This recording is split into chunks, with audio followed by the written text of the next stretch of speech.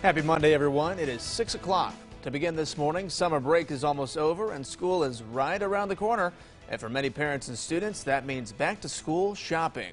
With inflation, many are excited about the tax holiday weekend. Illinois' tax holiday is August 5th through the 14th, so that starts this Friday. During the 10-day period, Illinois will reduce the state sales tax on school supplies by 5%. Shoppers will only pay 1.25% plus the local sales tax. And just in this morning, Peoria gas prices continuing to fall. Gas Buddy reports prices in the city have fallen 13.3 cents per gallon in the last week, now averaging $4.45 a gallon. Diesel also declining, now at $5.27 per gallon. And new overnight, the first ship carrying grain out of Ukraine since the beginning of the war has departed off the coast of Odessa. The ship is carrying more than 26,000 tons of corn to Lebanon. The shipment is part of an agreement with Russia. Ukraine accused Russia of blocking the shipment of more than 22 million tons of grain and other agricultural goods. Officials say they hope the movement of grain out of Ukraine will help ease the global food crisis. And House Speaker Nancy Pelosi has arrived in Singapore this morning. It's the first stop on an Asian tour. She will also visit Malaysia, South Korea, and Japan. Her announced itinerary does not include Taiwan, but just the possibility led to tensions with China. Beijing claims Taiwan as its own territory. Back at home this morning, the Peoria County Sheriff's Office is investigating a find of at least 100 people from over the weekend at the Peoria Speedway. Peoria County Sheriff Chris Watkins says it happened at about 10:30 Saturday night. He says deputies were called to the Speedway for a report of 100 people fighting, but when deputies arrived, they found no one fighting. Watkins says deputies took multiple reports. One report included a 4-year-old getting punched in the face. The suspect of that incident reportedly fled the scene. Watkins said witnesses gave deputies a picture of that suspect, and an investigation is now underway. In an update, we're learning more details about a crash in Peoria that sent 4 people, including a police officer, to the hospital Saturday night. Police say it happened around 8:30 p.m.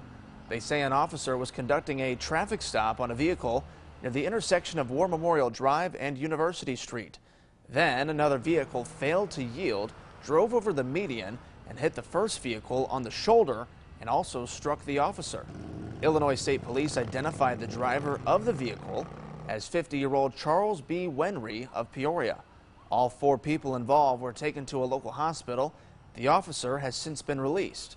State police are still investigating the crash. Charges are now pending.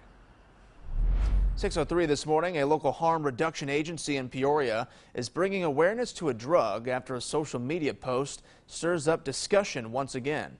The drug is known as benzodope, a combination of benzodiazepine and an opiate such as heroin or fentanyl.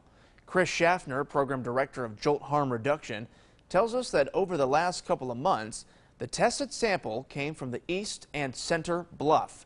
He says the drug has not caused an increase in overdoses, but he can't account for what's actually contributing to overdoses. Benzodiazepine doesn't necessarily cause respiratory depression like an opioid does, so it doesn't necessarily increase the risk of overdose in that sense. What it does is it just makes it more complicated to bring somebody out of an overdose. He says the best protection is to not use it, but in any case, always have Narcan available. In an update on the deadly flooding situation in Kentucky, more than 11,000 homes are still without power at this hour, and more than 1,000 people have been rescued since Thursday. Hundreds of people are currently in temporary shelters.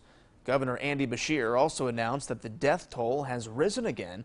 28 people have now lost their lives as a result of this flooding, including 4 children.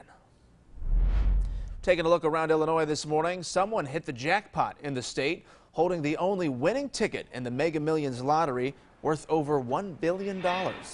The Illinois Lottery website says the winning ticket was sold at the Speedy Cafe Speedway gas station in Des Plaines, Illinois. The winning numbers for Friday's Mega Millions drawing were 13, 36, 45, 57, 67, with a mega ball of 14. The $1.2 billion prize is for winners who choose the annuity option, paid annually over 29 years. This is the lottery's second largest prize in its 20-year history and it comes with a cash value option of $742.2 million.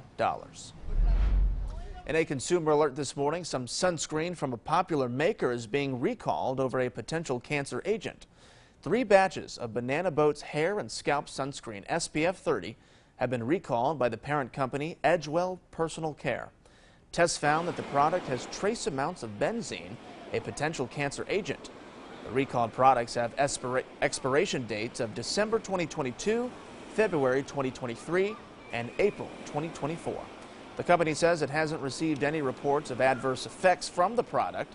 Banana Boat says it will offer reimbursement for the product. In national headlines, President Joe Biden has tested positive for COVID-19 for the 2nd day in a row. The president has what appears to be a rare case of rebound COVID after treatment with the antiviral drug Paxlovid. In a letter, the White House physician said the president continues to feel well and will keep working from the executive residence. Mr. Biden originally tested positive over 10 days ago. He ended isolation Wednesday before testing positive again on Saturday.